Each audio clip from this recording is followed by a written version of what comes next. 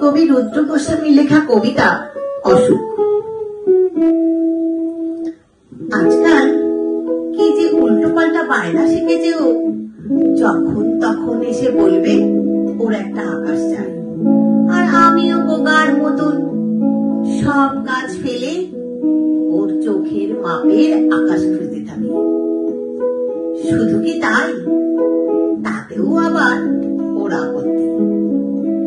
এটাতে বলে মেঘ ভর্তি, তো ওটাতে একঘেয়ে আলো।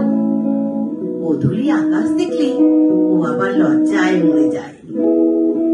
আমার হয়েছে জ্বালা, রোদ থাকবে না, মেঘ থাকবে না, এমন একটা আকাশ আমি কোত্থেকে খুঁজে আনবো?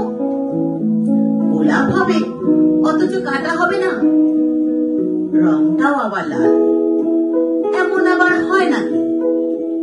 একটা কথা আমি কিছুতেই বুঝতে পারি না, ভালোবাসা বুকে এসে বসলে মানুষ কেন পাখি হতে চায়?